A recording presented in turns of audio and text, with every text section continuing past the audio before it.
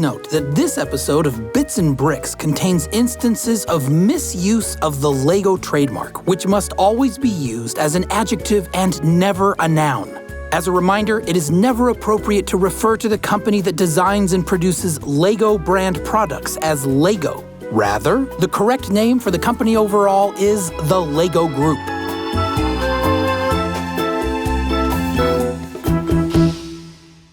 Hey, Brian. Hello. Hey, I'm excited about today's episode. It's the second of 2 episodes we created while in Billund, the Lego City. Yes. Home to the Lego brick since its creation decades ago, Billund, Denmark is in many ways the ultimate company town. But it's not a one-way relationship. The town and its ideals influence the company as much as the company helped to shape the town. It's a symbiotic relationship that reveals the underlying philosophy of the LEGO Group's approach to play, learning, and of course, brick-powered creativity. Bits and Bricks. Welcome to Bits and Bricks, a podcast about all things LEGO Group.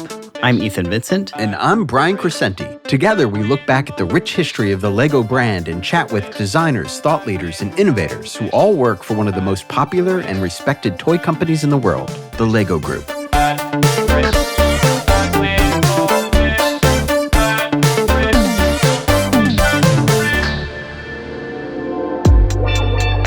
Now, in the previous episode of Bits and Bricks, we chatted with some of the LEGO Group's creators about the company's history, current state, and future, all through the lens of the 90th anniversary of the company.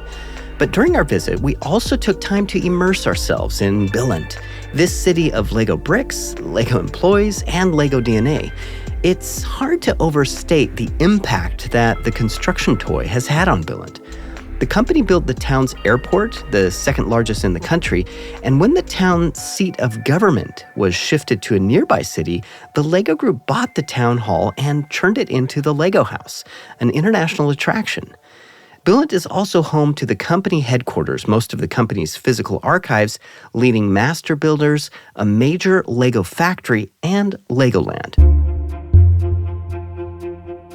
You know, Ethan, it's funny, when we were doing all these interviews over the last, 2 years, I remember someone once talking to me about what it was like to be in Billund back in the 50s. And they said that, and I don't know if this is literal, but they said that the Lego brick was so much a part of Billund, you'd even find them sort of scattered in the town's gutters.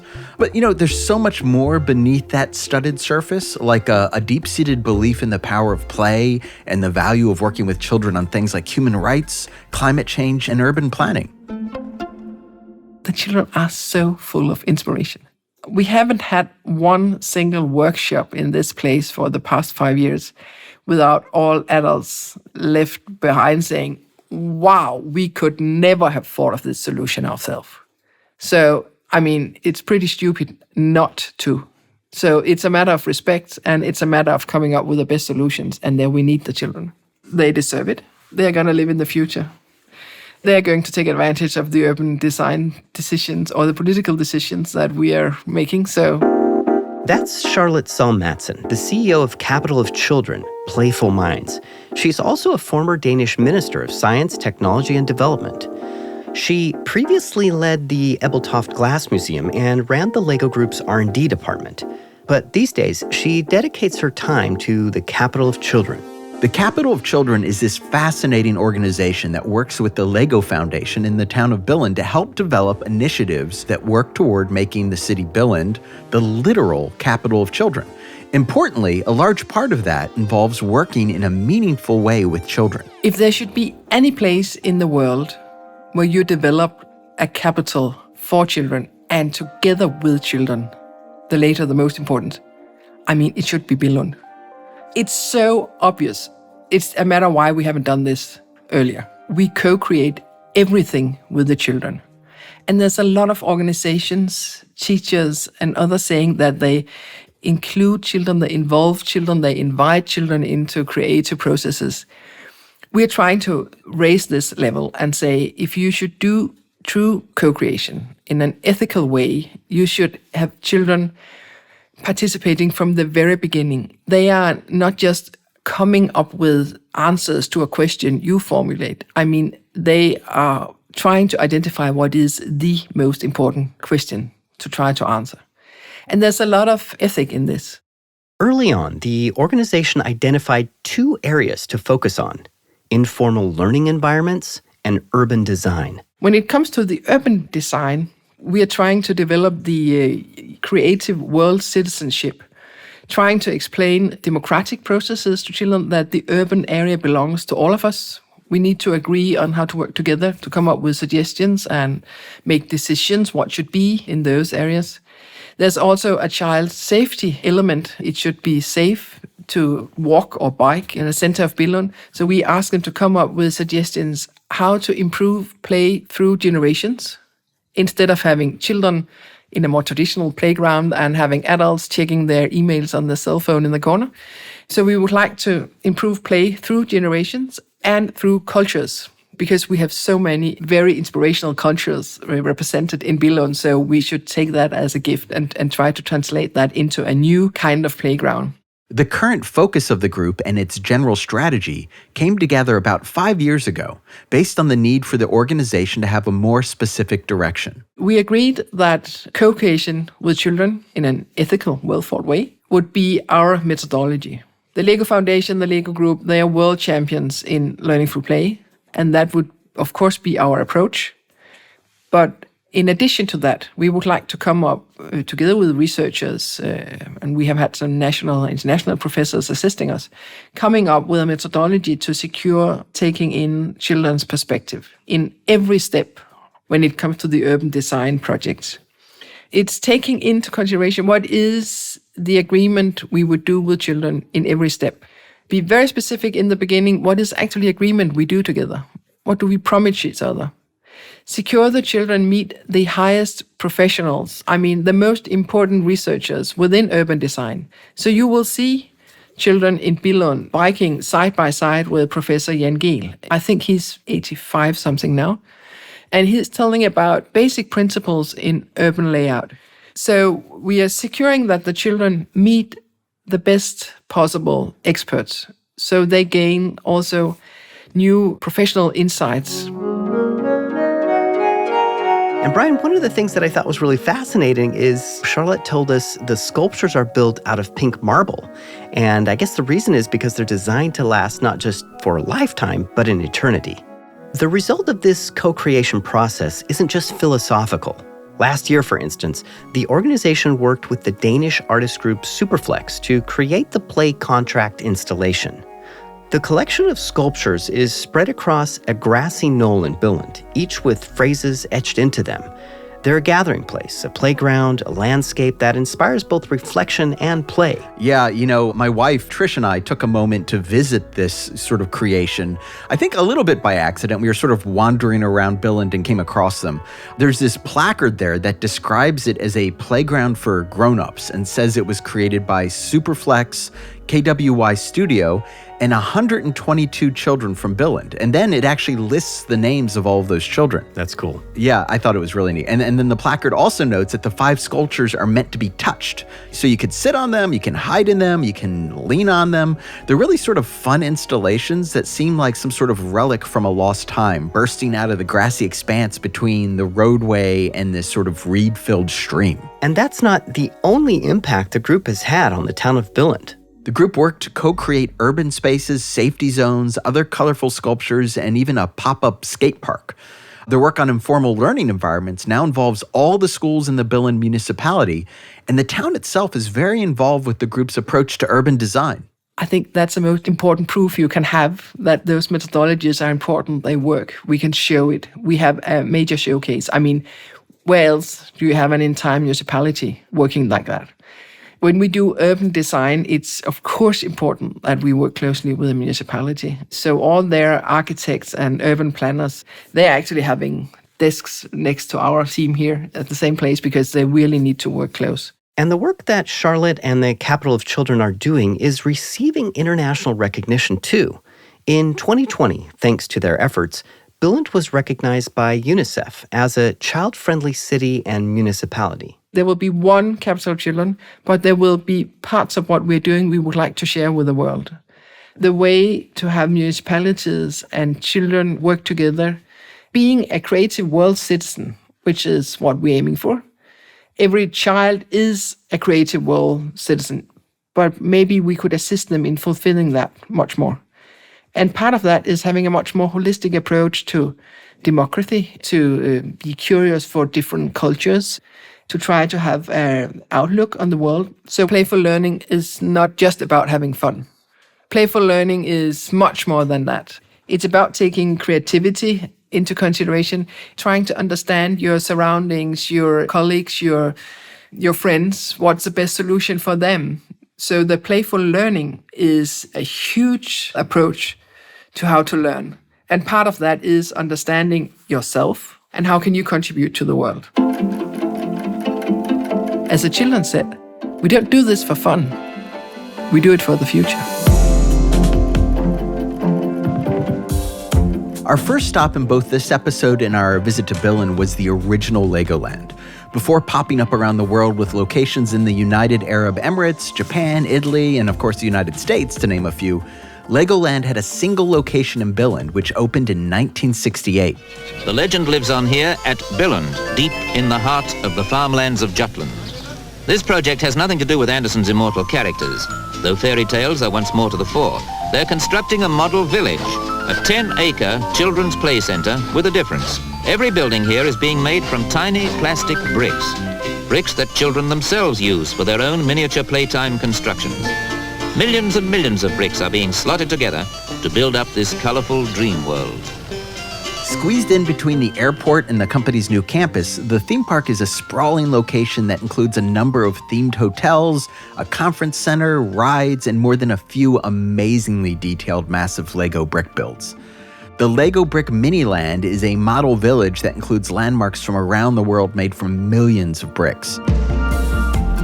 Ethan, myself, and Trish, my wife, spent some time wandering the grounds. And Ethan, I know, despite the sort of on and off rain that was happening when we were there, you were recording the whole time. Yeah, I did. And I got some great things, a lot of spontaneous stuff, and I think we should just listen to it. Yeah, totally. Can you get the sounds of the airplane? What do you think, Trish? It is seriously incredible. It's giving me chills.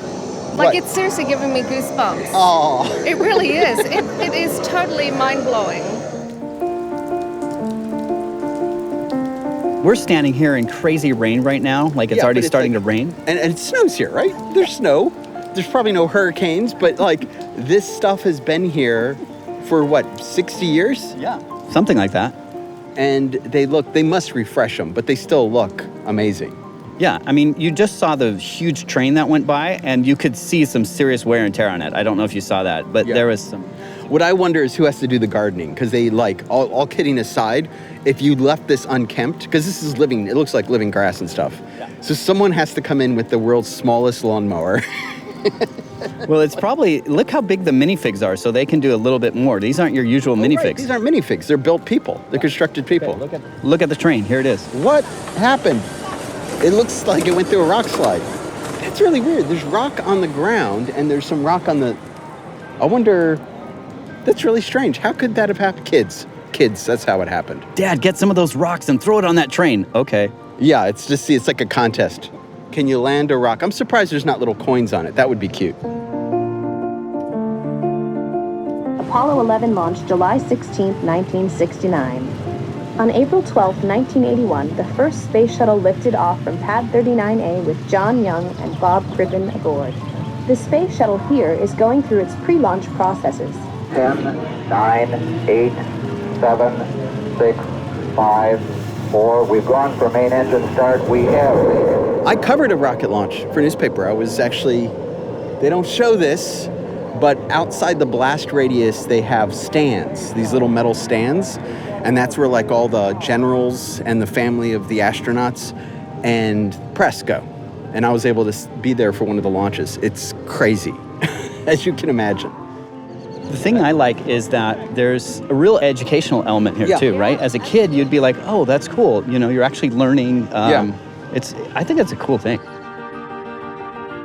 It did stop raining, so that's good. We're right in front of Ninjago the Ride. We're gonna go in there and check that out. Yes. We are making our way through the Ninjago dojo is what it looks like.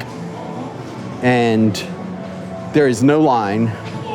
So this has got to be like at least an hour, I think, when this thing is full. I remember standing at the very back of that line with our family. That's how packed it is in the summer. That's what she was just saying. Can you imagine how long this line must get? What is this? Oh, we're going to be picking up some glasses.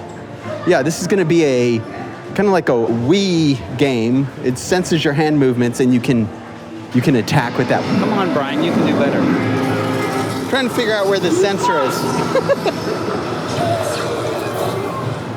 All right, let's look at the score here, Brian. What do you have? 10 million. No, 54,650. 14,000. 87,950? Clearly you cheated.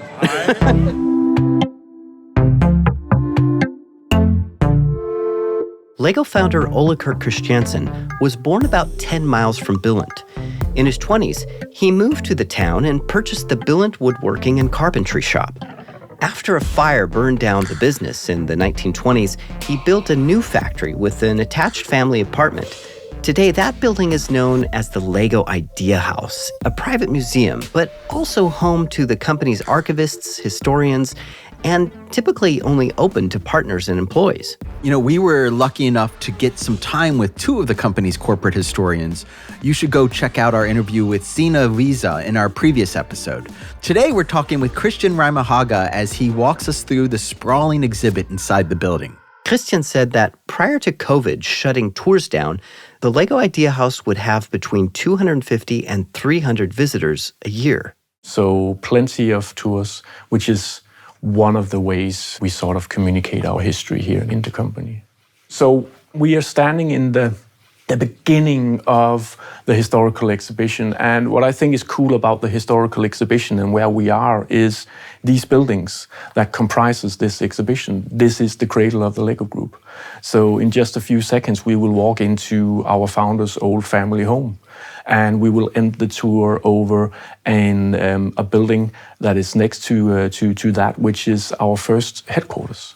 It's just fantastic to be in these buildings where it all started. So this image of Ole Kirk Christiansen here, he's our founder, and he was a carpenter. He was apprenticed by one of his older brothers. He's from a very, very large family, 12 brothers and sisters. After finishing his apprenticeship, he sees that the local woodworking factory here in Billund is for sale. What we're looking at here, we are looking at sort of drawings, for example, of farmhouses, you know, lots of local farmers. They were Ole's best customers. So when they needed a new roof construction for their farmhouse, a new barn, stables, they would contact Ole. And that was basically what he did for many, many years. And he was well respected, well renowned around here. To summarize, like the work he did early on, this wasn't little stuff. He was building houses and roofs and things like that. It was very sort of, he had these large enterprises, sort of at least the carpentry work on houses, right? He had the carpentry work on a local church. We actually have it up here, that church up there in the corner. Those types of things, but also smaller things, you know, kitchen cabinets, repair tools, and so on. So it was a little bit of everything, but quite large enterprises mostly. Speaking of that, how did he transition into, what was the big shift for him when he moved to toys? Yeah, so it has to do with the Great Depression. You know, this global economic crisis that Danish farmers are hit really hard on, import-export. They cannot afford to buy Ole's services. You know, they were his best customers. He has to think out of the box. He has to try and save what's left of his company. So it's out of necessity, no doubt about that. He quickly sort of sees that he's actually pretty good at this. He sort of starts to zoom in a little bit on the toys because, again, he focuses on quality. You know, he actually takes toys seriously.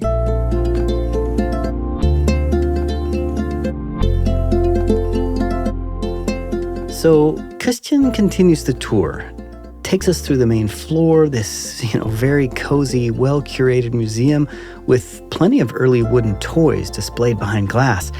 And of course, there's Ole's signature wooden duck, but also the very first molding machine. So this beauty right here, this is a plastic injection molding machine. That's awesome.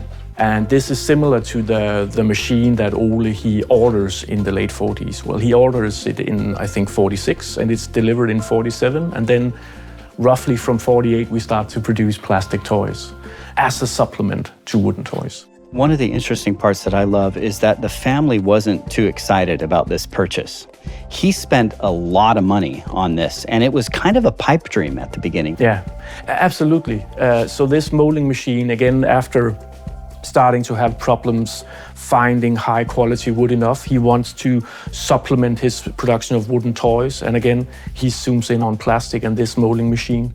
The price was 30,000 Danish crowns, which, just to put that into perspective, is more than the profit from the year before of the company. The rest of the tour takes us through the history of the Lego brick, the evolution of the system of play, this chronological walk through the various themes and genres of the Lego brand, all the way up until today. And then, of course, we arrive at that moment where Christian took Dave, Brian, and myself downstairs into the vault. And it's the part of the tour that we've reported on several times throughout Bits and Bricks. And for Dave, well, he was able to find his childhood set 6396, the Lego International Jet Set from 1990 in its original packaging. I had that plane. Oh, you had that plane? I had that set, except I put that plane together with my niece not 2 years ago. You know, that's the beauty of showing people this history, is that all of a sudden you hit the memories. To be clear, that's not a plane, that's my plane. Yeah. Right? This is my this is my era of Lego. Exactly. Stuff. That's why I never get tired of showing this to people, because, you know, it's memories, it's emotions, and it's just very, very cool to show people their childhood memories and make them relive them, right? And that is no different if you are a business partner or if you're an employee. You know, we all have these memories with our product.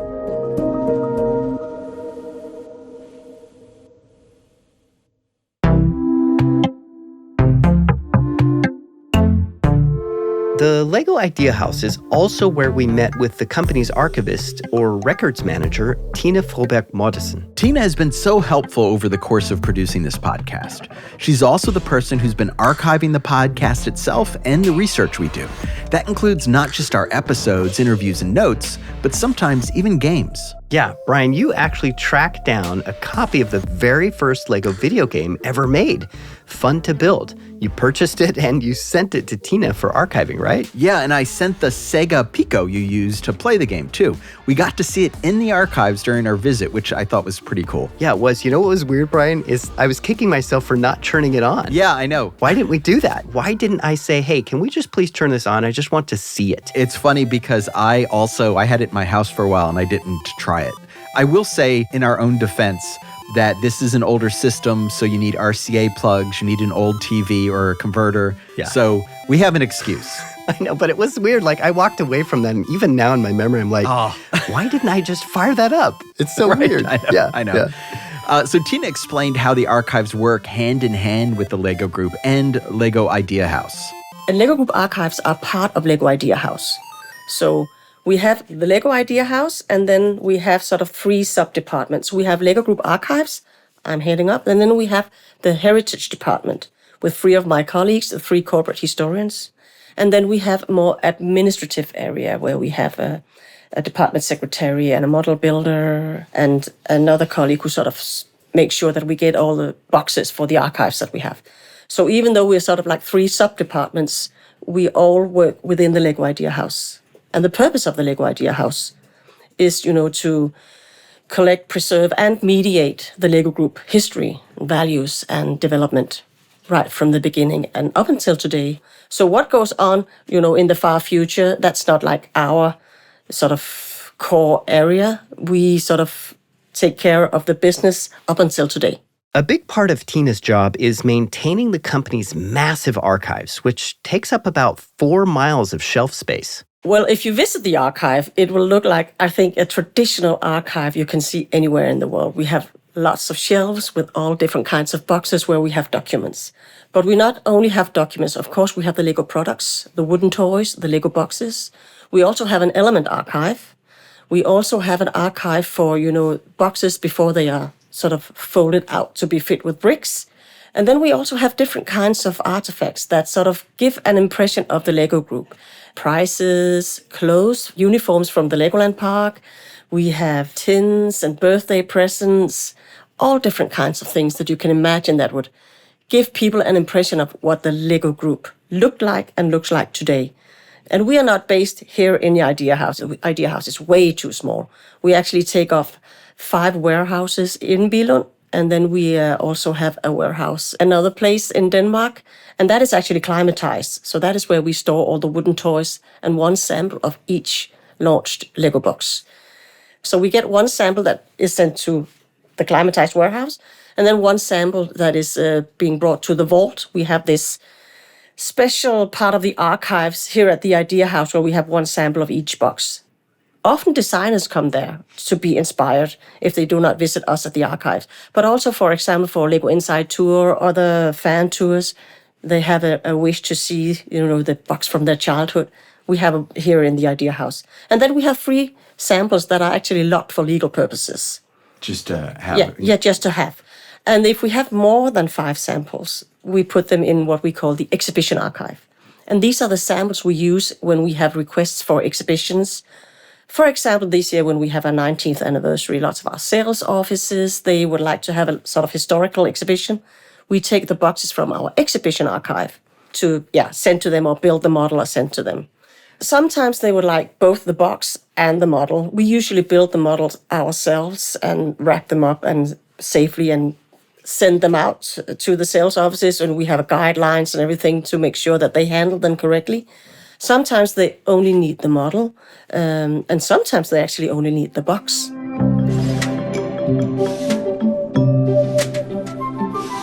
Now, the archives don't actually have every single Lego brick set ever made. Instead, the archives focus on those sold in retail stores. So, for instance, they don't have something like, a set only available at Comic-Con.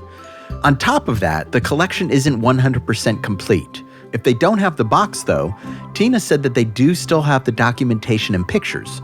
All of these, carefully tucked away in 6 warehouses spread across Denmark, are tracked with computer databases. We operate with 3 different kinds of databases. We have one database only relating to the launched products, wooden toys, Lego boxes, elements, and stuff like that. And then we have another database where we concentrate on everything that is not related to a launch product. Minutes of meetings, documentation, strategies, the Legoland uniform I mentioned earlier. And regarding the podcast, the material we have from that, it will be filed in that database. That is also restricted, only accessed by the Lego Idea House employees. And so all things that relate to the Lego Digital 25th anniversary, right from the material we found for the team before making the podcasts, the transcripts from the podcasts and everything is filed in that filing number. And of course, it is all digital, so it is placed on our digital shelf on SharePoint. So if one of my colleagues doesn't know that the podcast transcription can be found on lego.com, you say, I need to find the transcript from the 3rd Lego digital podcast. We can find them for them. So everything is filed. Tina and her group also support marketing efforts on occasion, like this year's 90th anniversary. We have been content providers for many of the exhibitions that are sent out to the different Lego entities around the world, and then also with pictures and old advertisements. Regarding to the sort of communication on the 19th anniversary, it's of course the communications department. But my 2 colleagues, Christian and especially Signe, has been like our sort of point of contact from the other departments relating the 19th anniversary. And of course, if we have the possibility to bring the Lego products out to people all over the world to see the wooden duck or a wooden horse or the fire truck, it's nice that people have the opportunity of that. Sometimes Tina and the rest of the group do independent research into the Lego group's history and publish their findings. Or, they just write articles to unearth some interesting facts for the company's many employees worldwide.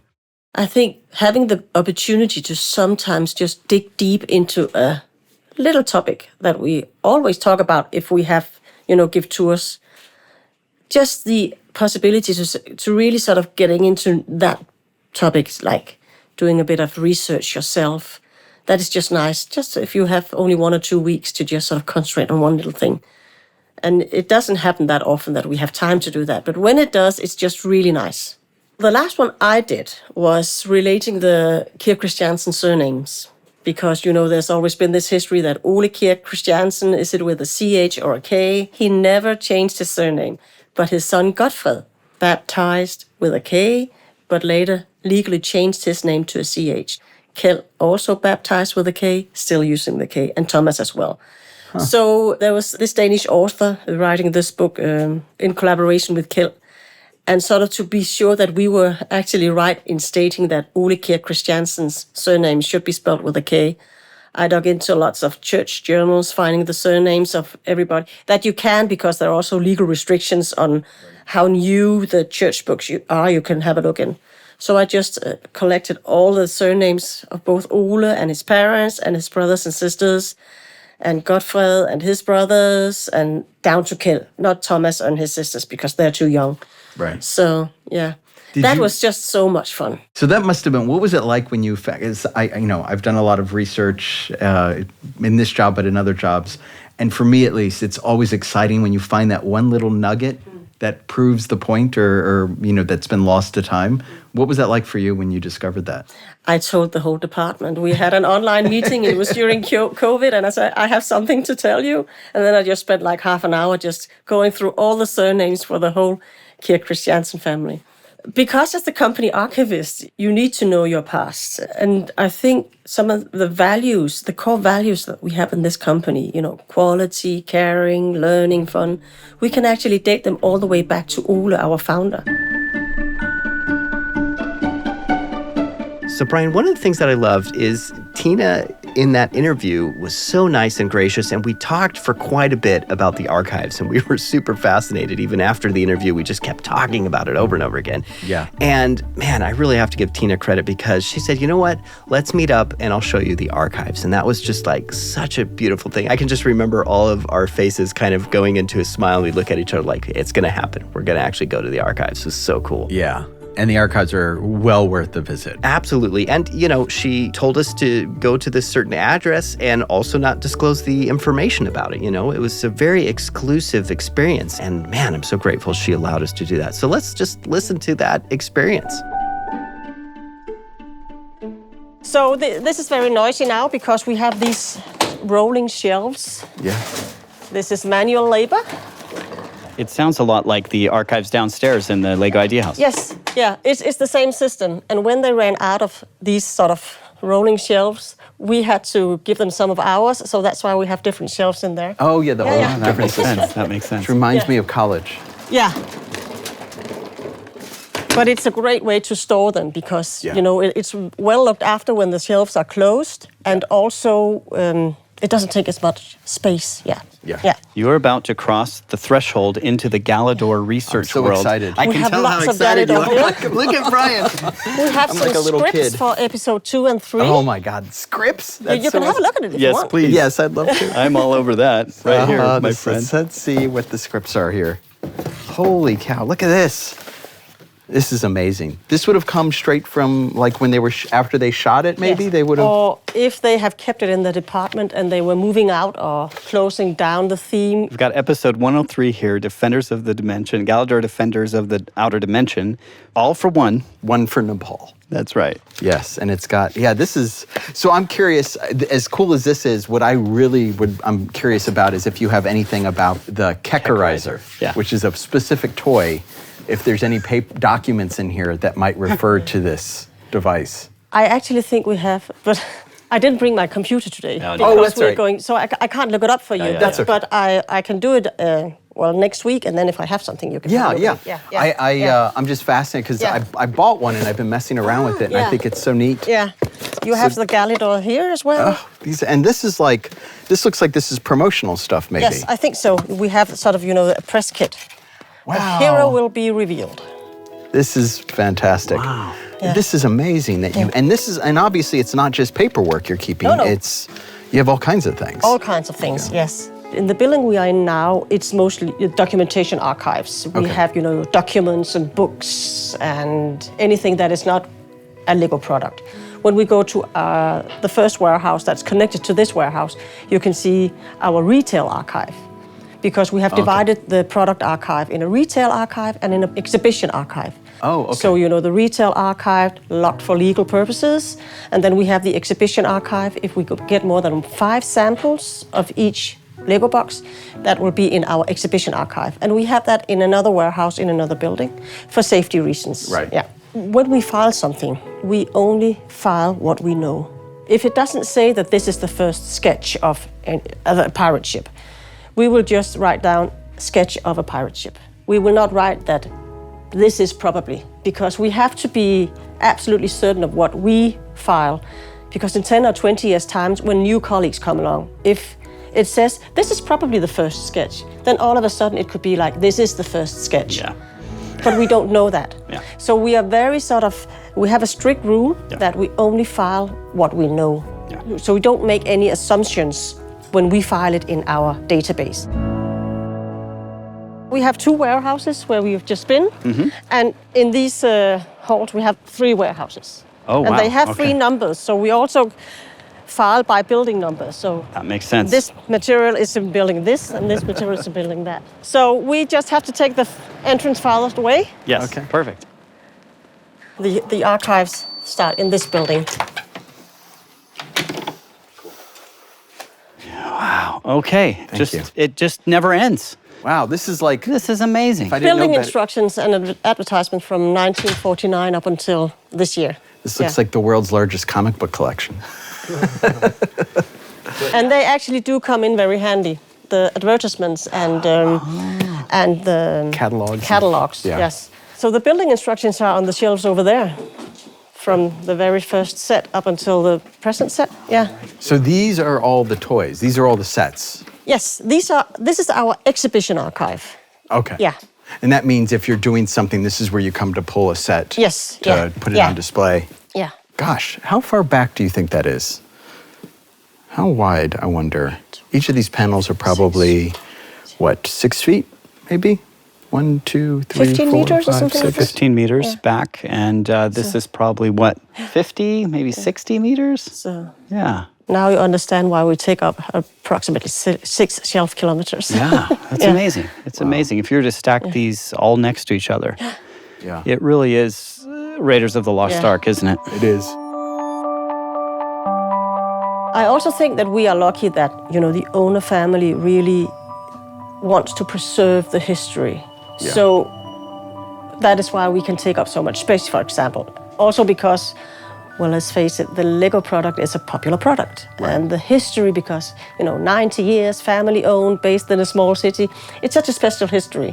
So that's why we're not asked to narrow our physical space down. Yeah. But I know some of my other, private company archivists, they are asked to, digitalize everything because they have to take up less space. Yeah. Now, are these pictures then, or picture frames of something? It looks like this is maybe a frame of some sort, some kind of artwork. That's a good idea. I actually don't know. Yeah. But my colleague will, because they are sent to him. Maybe I think it's boxes and wrapping and stuff like that. Yeah. Are you saying there's things that you don't know about that happen in your archive? No. No. You know everything. I try to know a little bit about everything. Yes.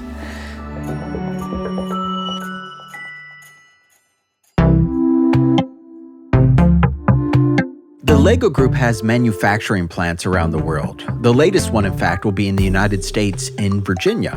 But there's something special about being able to visit the LEGO factory in Billund. Outside the glass and brick building, directly in front of the front doors, is a tiny plot of land where the grass has been allowed to grow unfettered and mixed with these sprays of wildflowers. In the center, there's this boy and girl, life-sized and made entirely of LEGO bricks, facing each other as they create with LEGO bricks together. Inside the front doors, there are, as always seems to be the case with the LEGO Group buildings, astonishing builds like this electric blue evening gown made of warped LEGO base plates and a molding machine in miniature created with LEGO bricks. Once we donned safety gear, guide Dennis Kickenborg Peterson led us into the heart of the mostly automated factory. Here, machines automate the process of injecting melted plastic into molds, snipping off those extra bits for melting and reuse, and dropping them into storage containers. Another robot of sorts rolls through the factory, replacing filled containers with empty ones, and then taking the freshly molded parts to a conveyor belt. We're entering mold module 2 now. And in here you will see we have our little AGV robots. So you can see one over there, the blue ones. They're constantly circling in here, clockwise. And the blue robots, box-shaped robot, they're called AGVs. They are little autonomous self-driving robots that go around and picking up these boxes. So when a box is full, the column will spin around and then it will raise the full box up, and that will tell the robot to bring an empty box of the same kind, and then the robot will come and exchange the full box for the empty box. And there's a little conveyor belt there, and behind there you can just see a box coming down. There's a crane in there, takes the boxes up under the ceiling, and then we have a conveyor belt along the ceiling that takes everything down into the warehouse. I'm literally standing in front of the machine that makes Lego hands. There's tens of thousands in a little box in front of me. That is riches beyond gold to 8-year-old me. And I'm just watching them come out of a machine. They're coming off this real fancy conveyor belt too, and they just drop like little droplets. Yep, just a little. It's their last journey before the box, I guess. They just fall down lightly. There's got to be like it starts liquid at least 10 feet that way, and then there's got to be a cooling process, and they're just coming off, and in the end dropping in, and it's what looks like 30 billion little Lego hands. It's unreal. I'm telling you, I can't wrap my brain around it.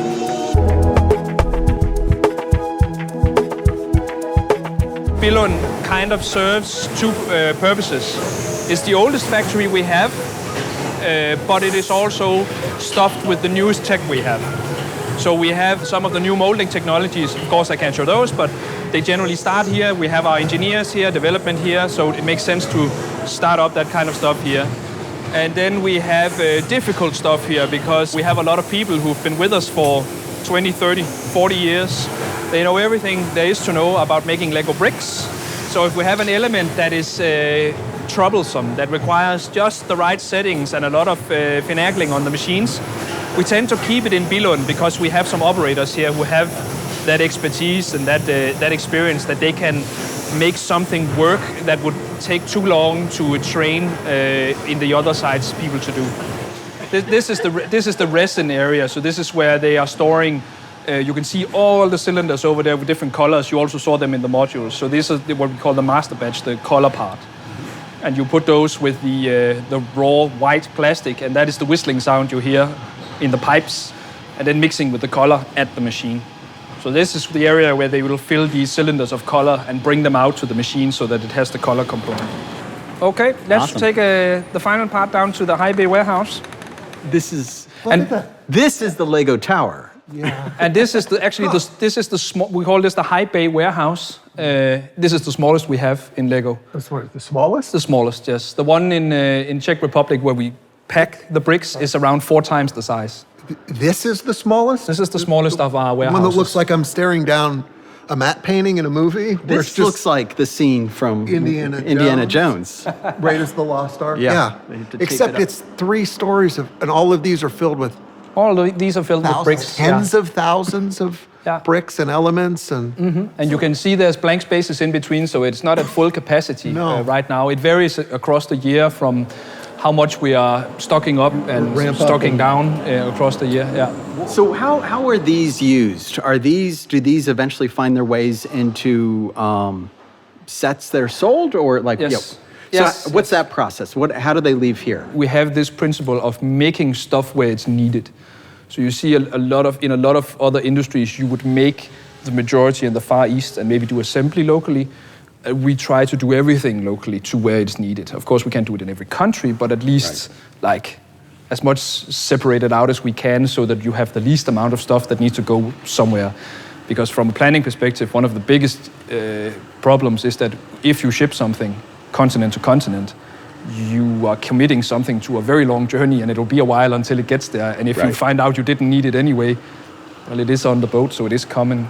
So having everything locally makes us more flexible, makes us better. More efficient, Amazing. What did you think, Brian? Very cool. Very neat to see how automated everything is, and to see, like, for me, the image that's going to stick in my head for a very long time is a bucket filled with what had to be hundreds of thousands of minifig hands, just packed with them, and then pouring out as they're making them. And then just watching just how, even though this has been around for 30-something years, this feels like something out of the future. Yeah, it's stunning. All right, I'm going to cut here. Yeah.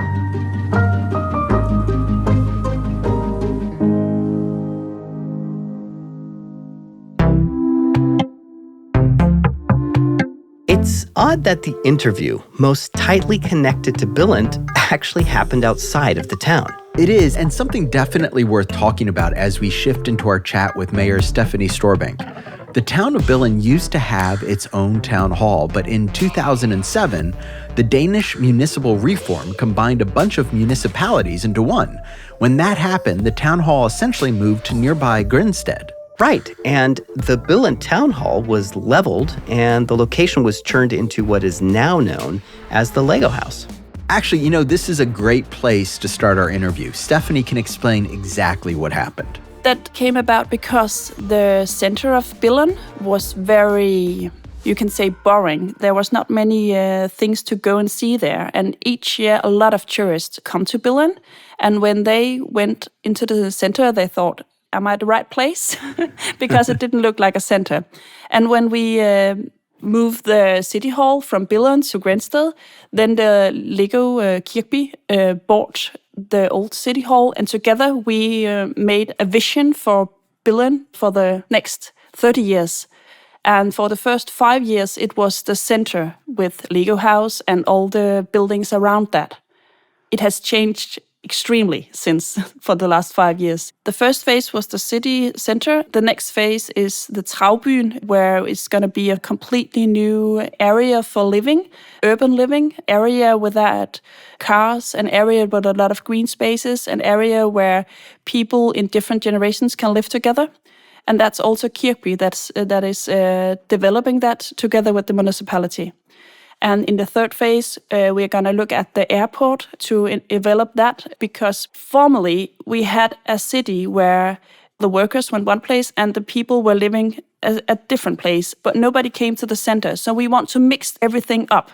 And therefore, we also want to make some of the people living nearer to the airport city and also have some of our small businesses going to the airport city. And those plans are coming together, of course, with help from the Capital of Children, which we talked a bit earlier about in this episode. In the COC, the Capital of Children, you work with 3 different programs. And one of the programs is child-friendly spaces. And I think it's fantastic when our children say, oh, I live in a municipality where I can draw the roads and later I can bike on them. And when I get old, I can buy a house on that road. And I think that's fantastic. But when you do that, you have to be very consistent about when you ask children that they have to feel that they have something to say. And we are very aware of that also in all other areas when we ask our young people and children that of course, we make the frame. We decide what can you decide. But in that frame, the rules have to be very free, because otherwise they won't do it the next time. Then they think, you just ask me so you can make a tick and then everything is okay. But we also have to make the frame, because otherwise it's very difficult, because they don't think about economic rules and all the regulation we have. So it has to be balanced. Now, Stephanie was just elected mayor of the Billund municipality, starting her term on January 1st. Before that, she was on the city council and headed up its youth and culture committee. Inherently, part of her job is also working with the Lego Group and Kirkby, the Christiansen family's investment company. We have a very close relationship. Of course, we are two different sizes with two different tasks and jobs to be done, but we have a lot of cooperation. And as a municipality, we have an interest in cooperating with Lego. For example, we have the capital of children, and 10 years ago, we decided that we had so many things in common and we want to work together to make Billund municipality the best place to grow up as a child, that we would get children that are curious and playful and ready to make mistakes and learn from them. And therefore, we decided that we want to make the cooperation about COC, the capital of children. And that was the first start of working together. Stephanie said that part of that collaboration is driven by the immense impact that the Lego Group has on Billund. It has been very impactful, especially on all our daycare and school system. Because when you have a vision about being the best city to be a child in, it demands actions and not just fancy words. And therefore, in the beginning of 2018, we upgraded the qualification of all our permanent daycare employees and sent them to a course about play and learning and creativity. And all the daycare workers also were sent to that program. And that means that we have the same language on all our daycare institutions. They work in the same way and they really experiment on how to play. For it to succeed, play has to be something that has a value in itself. Also in our daycare institution, I think in a lot of countries, they work with play, but play should not become learning. You don't play to learn, but when you play, you learn. And that's a very big difference. You have to set the play free and not say, now you have to play with alphabet, for example. It has to become a natural thing. And when we have sent all our daycare workers on the same course, they are very specific about doing that method. The schools of Billund represent both a challenge and a great opportunity for the town. There is, for instance, an international school in Billund because there are so many families living in the area from other parts of the world. Most of them, of course, work for the Lego Group. All our schools is very different. We have many small schools and a couple of large schools, and then we have the international schools and another private schools. And all the teachers, they want to decide for themselves how they want to teach and everything else. I think that's very common in all other countries also. But we decided that if we had to do this, we had to have a program or frame to teach in. And that program is called Playful Learning. And we are doing that together with the Lego Foundation. And we started up on one school, and they have been working on it in 3 years, and it has been a success. And now we're going to do it in all other schools also, both the small schools and the large schools. And the whole method is that you work very project-orientated. Of course, the teachers set the frame about choosing a topic, but when you have chosen a topic, it could be dragons. And then you put all the different lectures in that topic and then let the children decide, how do I want to work with that topic? And use play as a method of learning and accept that it's going to be a little bit different than it normally would be. Like Charlotte, who heads up the Capital of Children, Stephanie believes the work Billund is doing with the Lego Group in terms of urban development and teaching will expand beyond the town. A year ago, we started a new experiment together with the Lego Group about playful working. We were very curious about how could we develop our work-life balance, also here in the office and in the City Hall. And therefore, we are very curious about some of the heuristica there is in playing. Could you use them also in a work scheme? When do you think at your work that you're enthusiastic? And when do you feel that you have something to say? When does it give meaning? And that we are now very curious about together with the Lego Foundation. And I can hear that many of the other municipalities, they are looking at us now and think, oh, maybe they have found something that we can do also. It has been a very interesting journey because we didn't know if it would work. We, of course, know that it is some of the same things other universities have worked on earlier about flow theory and making meaning and everything else. Maybe you can say it's new wine in old bottles.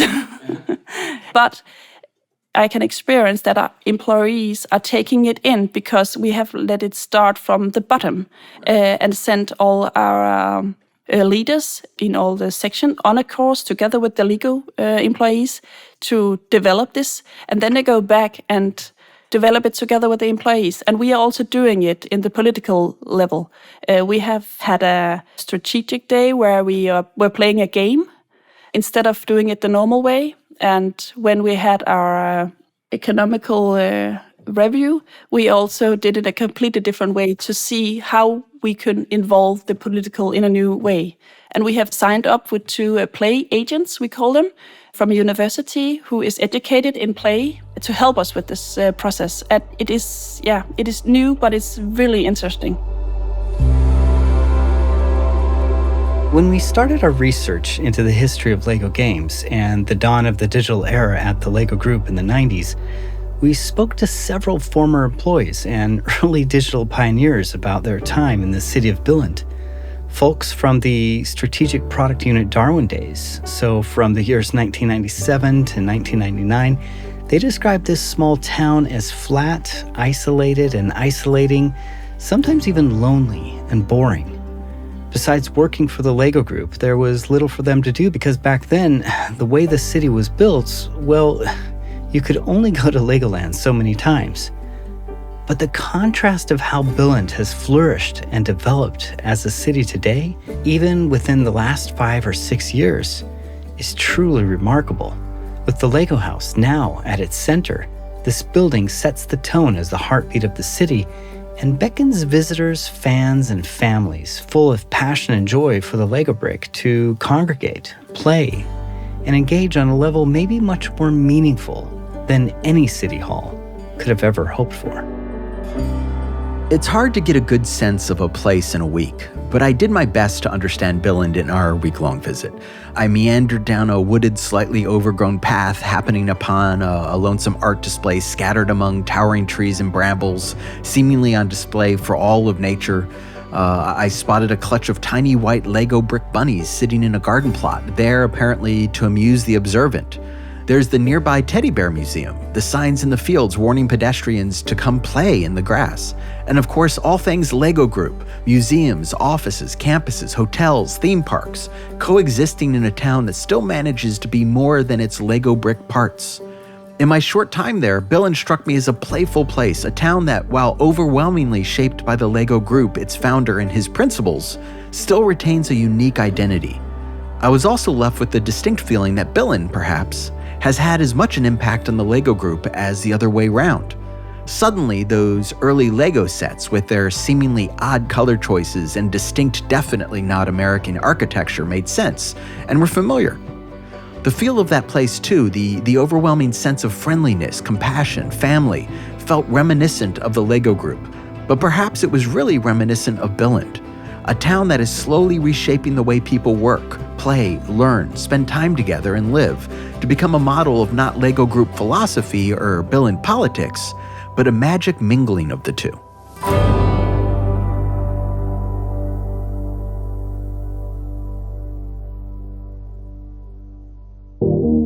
Bits and Bricks is made possible by LEGO Games.